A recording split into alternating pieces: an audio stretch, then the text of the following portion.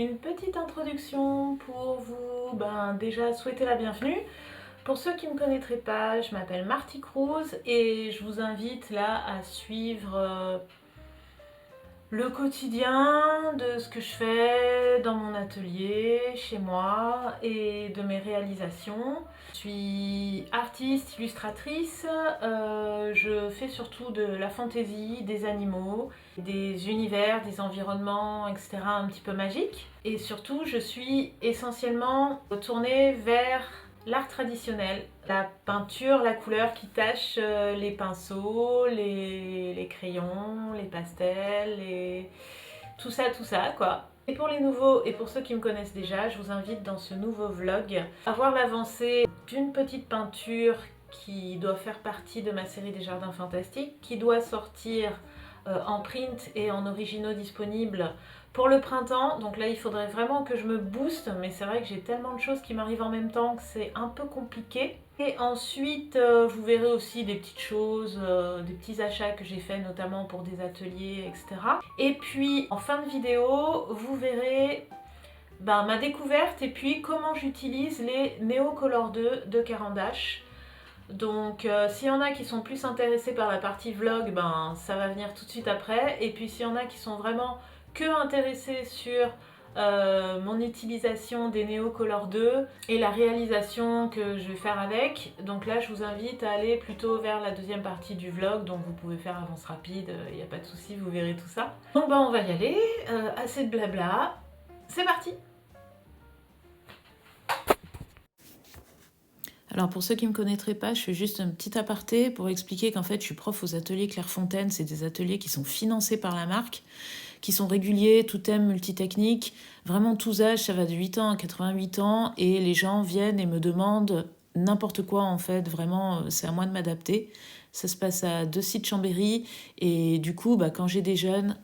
Demain j'ai l'atelier, je vais scanner quelques pages, alors vraiment pas beaucoup parce que j'ai pas non plus envie de scanner tout le bouquin et puis voilà. Mais je vais scanner quelques pages pour les petits qui viendraient éventuellement à l'atelier. Je pense des visages comme ça, avec différentes vues, ça peut être pas mal pour les faire travailler. Et puis c'est suffisamment, comment dire, le dessin est suffisamment neutre pour qu'ils puissent, eux, y mettre après tous les éléments qui leur plaisent. Et voilà, je vais voir quelques petites choses sur des visages surtout. J'aimerais bien aussi trouver sur des corps, parce que moi je leur montre, mais si en plus ils pouvaient avoir un modèle fini à garder sous les yeux, parce que moi je leur montre, mais une fois que j'ai terminé de leur montrer, c'est à eux quoi. Et c'est pas mal qu'ils aient un pense-bête sous les yeux avec des corps à tracer. Donc voilà, je vais faire 4-5 photocopies pour l'atelier.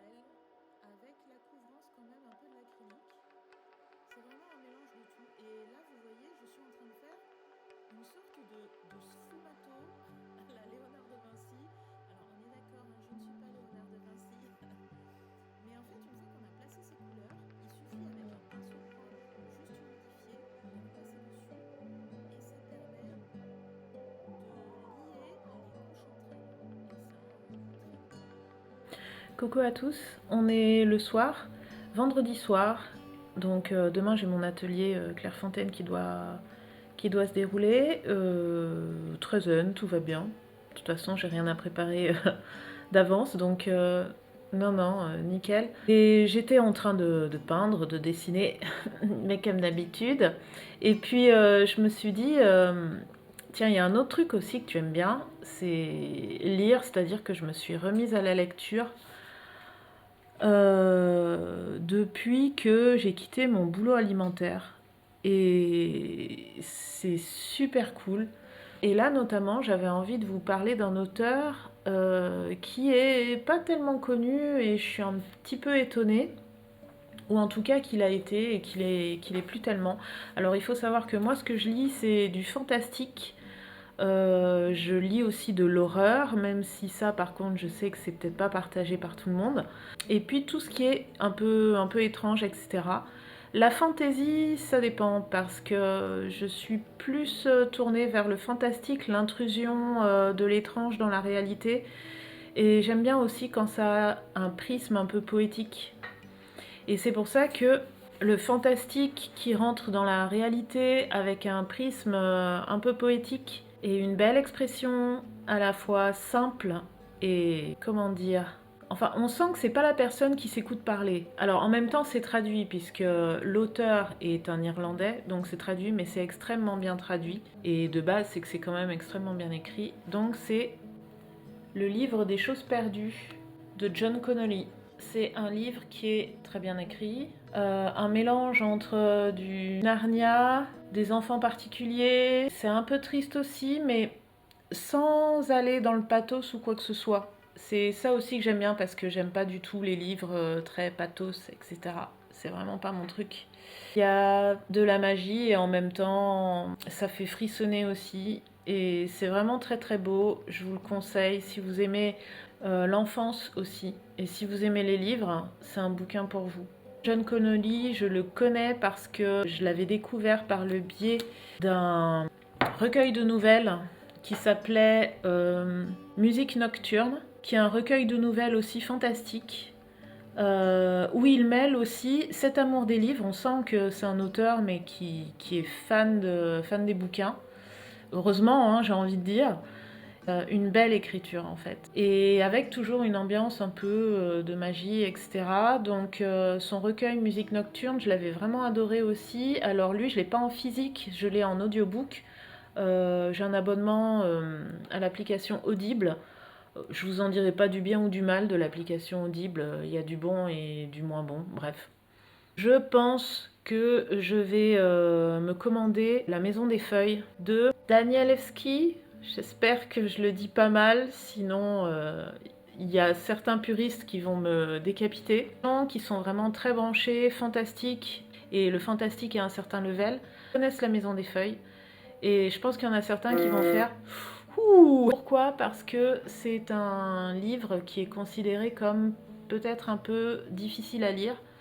En soi, pas tellement. Je me suis beaucoup renseignée dessus. En soi, pas tellement. On peut le lire en suivant, voilà. Et on a, on va dire, 70 à 80% du contenu de l'histoire sans aucun problème. Mais c'est un livre dans lequel on peut passer beaucoup plus de temps parce qu'il y a des choses cachées et plus ou moins des énigmes. C'est une histoire qui est racontée par quelqu'un qui raconte une histoire, par quelqu'un qui a fait des films. Enfin, c'est très particulier. Ça se lit pas avec difficulté, mais on peut le relire plusieurs fois et à chaque fois on va trouver des énigmes supplémentaires dans ce bouquin. Et il y a aussi la manière de présenter le livre, c'est-à-dire que les textes et la mise en page est très spéciale. Elle souligne en fait ce qui se passe au moment où vous lisez. Pour vous faire le résumé, mais vraiment ultra simplifié, c'est un homme et une femme, donc une famille qui intègre une maison. Et ils se rendent compte au fur et à mesure que la maison grandit, a des pièces supplémentaires. Et un jour, cet homme rentre dans ces parties qui sont apparues comme ça, il ne sait pas trop comment. Et voilà. Donc c'est labyrinthique et moi ce que j'apprécie c'est vraiment que c'est surprenant, on tombe à l'intérieur, ça me rappelle un peu Alice au pays des merveilles dans le sens où on ne sait pas du tout ce qui va se passer et on dégringole dans le terrier du lapin et on ne sait pas à quel moment ça va s'arrêter, si même ça s'arrête. Donc ça c'est le bouquin que je vais sûrement me commander, peut-être demain, puisque ma foi je vais me retrouver à 2 titres. Et là c'est ressorti aux éditions Toussaint Louverture je crois, et le bouquin fait 30 € parce que c'est un très gros livre, qui a quand même des nécessités d'impression et de mise en page qui sont très particuliers, mais c'est vraiment un très gros bouquin. Et puis j'avais regardé aussi la bibliothèque qui est à côté de chez moi, ils l'ont pas. Voilà. Oh là là, ils se sont fait en plus éclater. Ce sont des œuvres d'art, hein. Oui, bah. Alors des fois c'est nul. Salut tout le monde, on est lundi 12. Samedi donc j'ai eu mon atelier Clairefontaine qui était sympa, ça s'est bien passé. Et hier donc j'ai eu le rendez-vous dessineux, donc j'ai accueilli les dessineux chez moi. Et là donc ce matin j'ai fait surtout de l'administratif, donc j'avais... J'ai la voix qui part en cacahuète. Donc j'avais le compte-rendu des ateliers Clairefontaine à faire, des photos du coup à envoyer et ouais, un peu de compta déjà et de l'administratif. Et là, cette semaine, il faudrait que je mette à jour mon site internet, au moins l'aspect portfolio en fait, parce que là c'est juste une catastrophe. Alors salut, c'est la moi du futur. Et ben c'est simplement pour dire que je ne l'ai toujours pas fait, voilà. Et par contre, il y a bien le lien pour l'atelier exceptionnel sur la Haute-Savoie et tout, mais il y a des choses qui sont très bien, mais il y a d'autres choses vraiment que j'ai laissées complètement en plan, donc il faudrait vraiment que je le refasse. Et il faudrait aussi que je me commande des cartes de visite, parce que j'en ai quasi plus, et surtout les illustrations qu'il y a dessus sont plus du tout des illustrations qui sont à jour par rapport à ce que je fais maintenant. Donc voilà, il faudrait que je fasse ça, et en même temps, bah, j'ai surtout envie de dessiner. Mais bon, il y a des choses quand même à faire.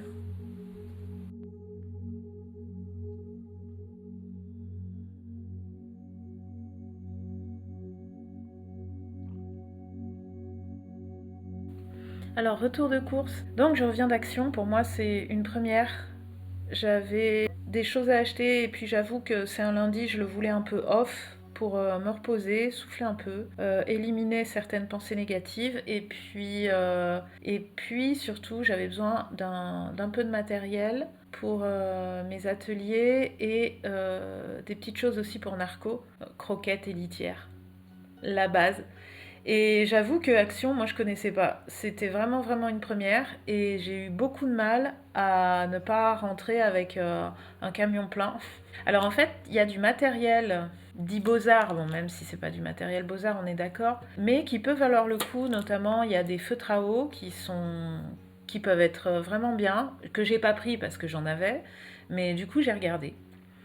Et je sais que pour avoir vu des critiques sur YouTube de certaines utilisatrices, il y a des choses vraiment, ça vaut le coup. Vous avez 50 feutres à eau aquarellables pour 9 €, quelque chose comme ça. Alors bien sûr, vous n'êtes pas professionnel quand vous achetez ça, mais faire chez vous ou pour offrir à un enfant ou un ado qui a envie de faire des trucs sympas, ça peut être pas mal quoi. Donc il y a des choses qui se valent et des choses qui se valent pas. Et moi, du coup, j'ai trouvé quand même quelques petites choses bien.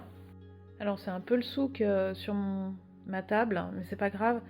Donc première chose, je voulais un carnet de croquis, mais vraiment simple, hein, juste pour du papier.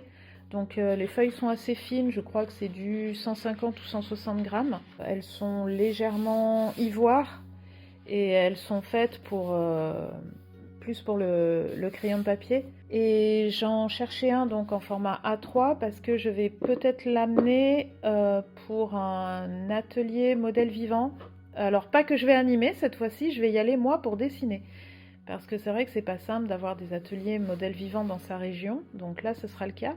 Et comme je vais aller pour dessiner avec d'autres personnes aussi, je voulais quelque chose d'assez rigide puisque d'après ce que j'ai entendu, on est sur des chaises. Éventuellement, il y a la présence de chevalets aussi, donc ça peut être pas mal. Et j'en avais, mais j'avais pas avec double couverture rigide comme ça. Donc voilà, je l'ai déjà customisé parce que comme il est noir, uni, très impersonnel, du coup, voilà, comme ça, on peut moins en prendre un autre par erreur, quoi, on va dire. Voilà, il y avait ça. Et puis j'ai pris des pinceaux parce que on n'a jamais assez de pinceaux. Alors, il y en a là-bas, mais bref. Ce sont des pinceaux qui sont dits pinceaux pour la peinture à l'huile, mais en fait, voilà, c'est du pinceau synthétique. Ne serait-ce que pour de la gouache, de l'acrylique, c'est toujours bien utile. Ils ont l'air d'être plutôt bien faits, donc voilà. Et puis j'ai vu ça, j'ai dit, allez, on va tester. Alors ça vaut 70 centimes. Donc ce sont des crayons graphite. Donc bien sûr, faut pas trop se fier, la Artist Quality, oui, forcément, ils enjolivent, hein. Mais je les ai un peu testés et franchement ça va.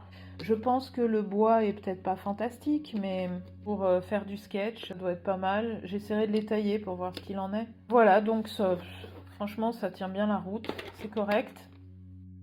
Et j'ai ensuite fait une razzia de coquetiers. Alors non pas parce que je veux manger plein d'œufs d'un coup, mais ceci dit, j'adore les œufs à la coque. Mais parce que j'en avais besoin pour mes ateliers à l'encre de Chine, voilà, encre de Chine et encre de Chine diluée.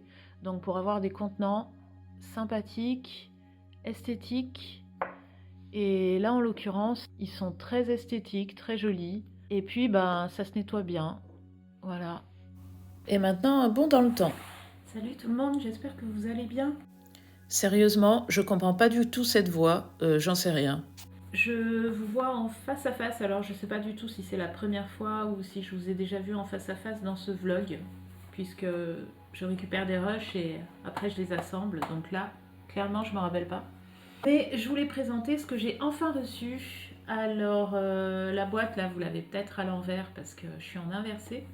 C'est pas du tout une boîte Caran d'H, etc. C'est moi qui l'ai custom. En fait, c'est une vieille boîte de crayons de couleur.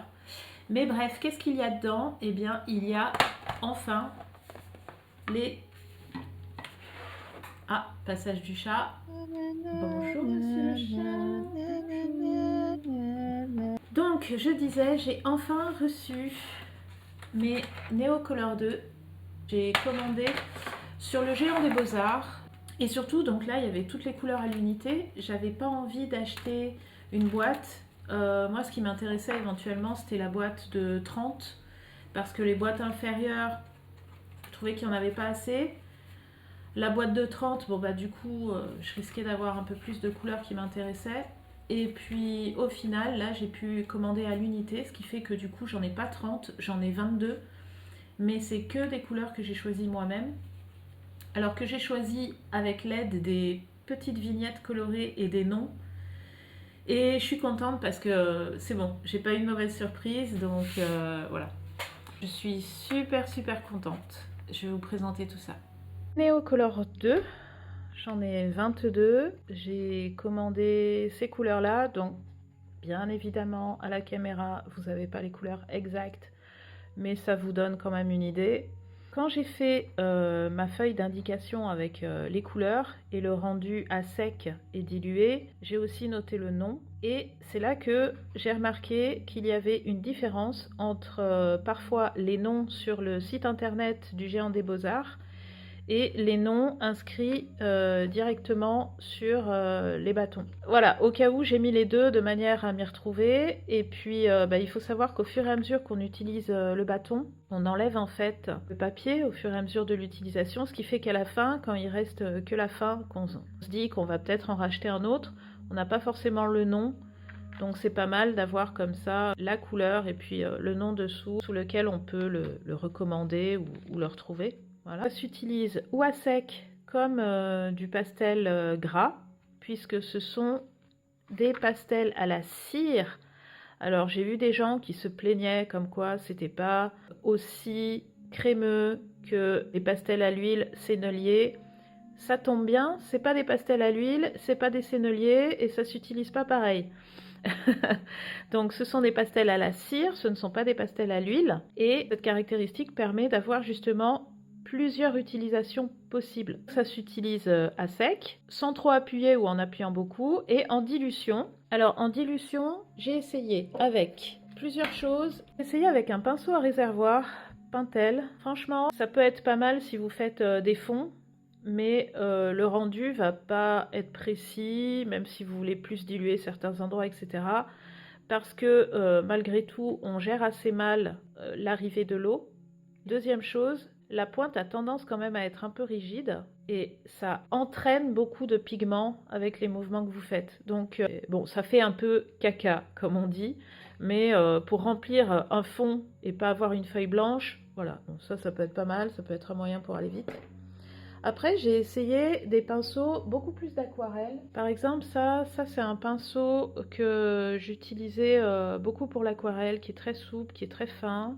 Donc je voulais l'utiliser pour des détails. En fait, je me suis rendu compte qu'il était beaucoup trop souple et ça n'allait pas non plus. Enfin, j'étais pas hyper satisfaite. Par contre, j'avais ce pinceau d'une boîte d'aquarelle Van Gogh, qui est une boîte de voyage. Et lui, par contre, il est super. Il est vraiment super. Alors, il a un peu vécu, hein, il a des poils qui vont un petit peu dans tous les sens à la base, qu'il faudrait que je coupe. Mais voilà, c'est un pinceau synthétique qui se tient bien, qui est fait exprès pour les petites boîtes d'aquarelle, qui permet d'avoir quand même un résultat fin au bout une fois qu'il est mouillé. Et pour l'instant, voilà, c'est le petit pinceau, moi, que j'ai trouvé le mieux pour le faire. Vous avez aussi des petits pinceaux qui sont faits pour les mini boîtes d'aquarelle, voilà, de ce type là. Donc ça, ce sont des petits pinceaux tout prêts qu'on vous vend et qui à mon avis va très bien aussi. La marque de celui-ci, je m'en souviens plus parce que c'est parti, mais c'est une marque de pinceau hein, connue. Puis autre chose, quand vous utilisez à sec et que vous voulez étaler, voilà, j'ai utilisé une estompe. Donc là, c'est la marque Comté. Ça fait très longtemps que je l'ai et vous voyez, ça n'a pas bougé. Donc comme je l'utilisais plutôt avec des couleurs, etc., j'ai un côté que j'utilise plus pour les couleurs chaudes et un autre côté que j'utilise plus pour les couleurs froides. Mais quand il faut le nettoyer, pareil, un peu de toile émery, on le gratte ou on l'aiguise, peu importe. Ça dure longtemps et ça permet de vraiment lisser en fait et de remplir les petits blancs si votre papier a de la texture. Voilà, donc ça marche super bien, j'ai été assez surprise et c'est top. Voilà. Et en fait, donc regardez quand même la magnifique boîte que j'ai faite. Je suis très fière de mon design. Et regardez-moi cette petite décoration façon Ikea un peu. Et en fait, je voulais tester ça, mais très très vite fait. J'avais prévu de tester en faisant un dessin avec vous. Mais comme avant, je voulais voir ce que ça allait faire. Donc j'ai utilisé mon carnet. Alors c'est un carnet Anne Muleux. Et en fait, je pensais faire quelque chose de très moche. Juste des tests quoi. Et en fait j'ai abouti à ça. Alors certaines personnes ont le droit de trouver ça moche, il n'y a pas de souci, mais je veux dire c'est un travail fini et je pensais pas arriver à un travail fini en faisant un test et en avançant, en testant plusieurs techniques et en me rendant compte qu'à chaque fois que je testais ça marchait. Je me suis dit c'est dommage que t'aies pas commencé à filmer, ça aurait fait ta vidéo test. Mais ne vous inquiétez pas, je vais tester avec vous en faisant avec vous autre chose, une autre illustration. Peut-être que du coup je la réussirai moins bien parce que ça c'était peut-être la chance du débutant, j'en sais rien. C'est Neocolor comme de l'aquarelle, de la gouache, du crayon et du pastel à l'huile. 4 en 1. J'ai pas eu de très très grosses difficultés à faire des petits détails. Et vous verrez comment. Une petite chose que j'ai oublié de vous dire aussi. Niveau prix, c'est 22 Neocolor 2. Ça m'a coûté, je crois, je ne vais pas dire de bêtises, mais il me semble 47 €. Alors coucou, c'est la voix off. Pour débuter, je suis en train de vous montrer que j'ai fait un croquis et que j'ai pas lésiné sur les détails. Je l'ai repassé au Bic Rose. Pourquoi au Bic Rose ? Parce que je me suis dit que comme les pastels à la cire ont tendance à être transparents, le Bic Rose s'oublierait un petit peu plus que tout ce qui est les feutres à encre. En fait, c'est un peu moyen, ça se voit quand même. Donc là, ce que je fais, c'est que je me pose pas de questions. Je passe une première couche de pastel à la cire. Donc vous voyez, ça accroche quand même pas mal mon papier à un peu de texture, même pas mal, hein.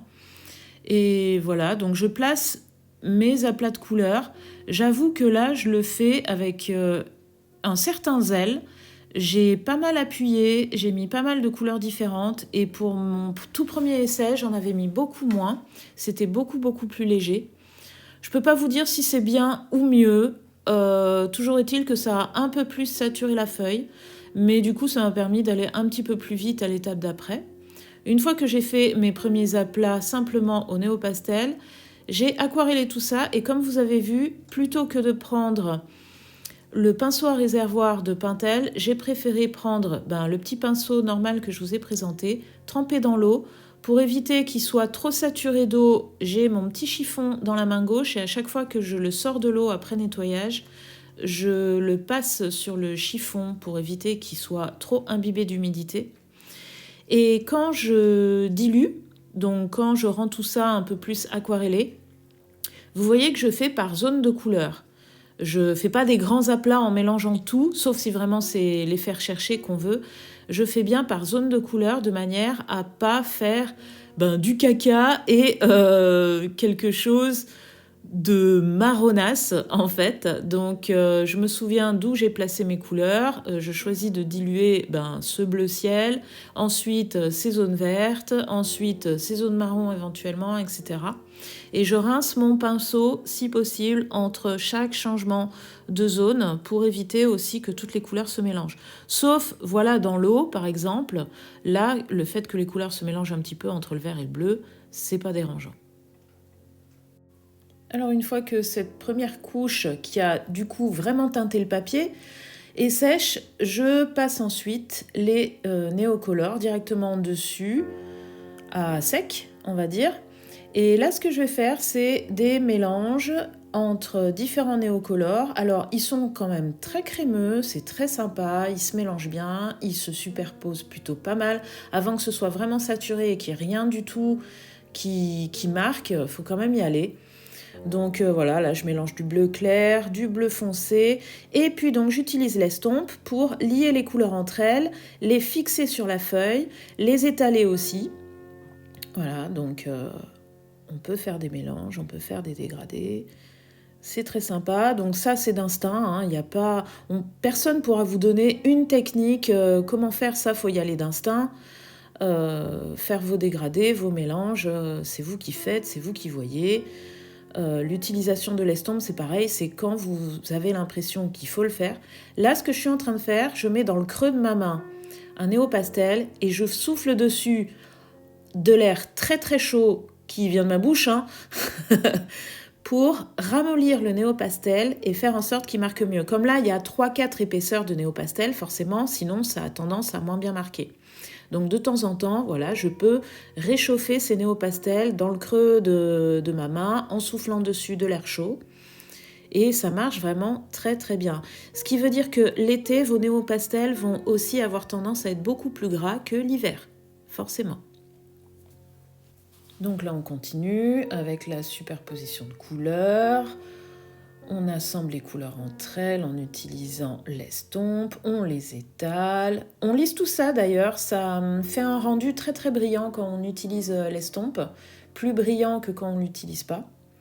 Si vous n'utilisez pas l'estompe, vous verrez plus de texture, ça fera plus des petits points. Quand vous utilisez l'estompe, ça lisse le tout. Donc voilà, l'eau est pas mal rendue, on sent bien que ça fait un rideau bien lisse.